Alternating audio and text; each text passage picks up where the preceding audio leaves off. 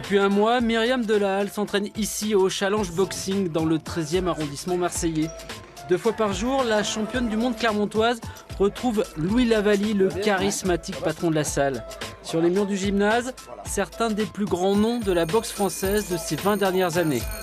Pour pouvoir s'installer provisoirement à Marseille, Myriam Delahalle a dû quitter son boulot de commis de cuisine en Auvergne et faire appel à la générosité des internautes, réussissant ainsi à réunir 3 000 €. Je suis intérimaire, j'avais pas de sponsor avant d'être championne du monde. Aujourd'hui j'ai un sponsor qui s'appelle Gaëtan Pilves, qui est un électricien en Marne de Verre, je le remercie aussi. Il m'aide comme il peut, mais en tout cas au moins lui il m'aide, quoi.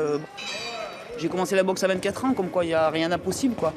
Et je peux vous dire que j'ai galéré, mais la saveur elle est tout autre après quand on arrive à ses fins, quoi. Waouh, ça c'est sûr. Pour poursuivre son rêve, Myriam est quasiment repartie à zéro.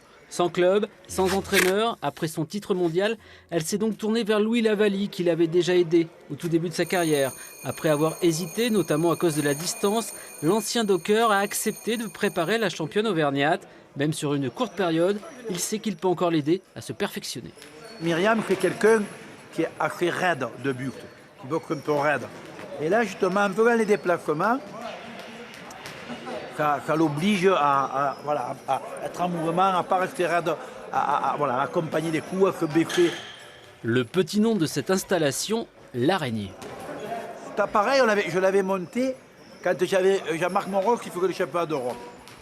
Je ne l'avais jamais vu nulle part. C'était mon idée.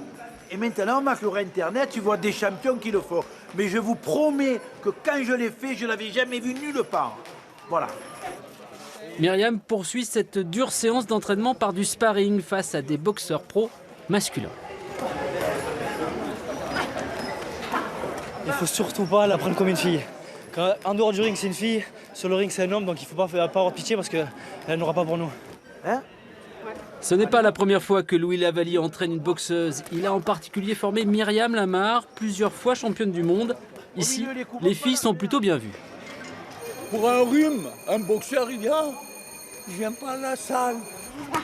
Les filles, elles sont plus sérieuses? Oui. Sans hésitation, oui. Oui. Ils vous le rendent mieux qu'un garçon. Puis pas les filles, voilà. Les deux mains, on vient derrière. Ce que j'aime bien aux filles, c'est que elles sont motivées, elles savent ce qu'elles veulent, elles vont à l'entraînement. Il n'y a pas de problème. Par contre, avec un garçon, il rentre chez lui, tu rentres chez toi, c'est terminé. Pas la fille. La fille, elle te rappelle, tu te regardes un film, mais elle t'appelle, te demander pourquoi elle n'a pas bien mis le crochet gauche. Il y a tant de mains pour me le demander.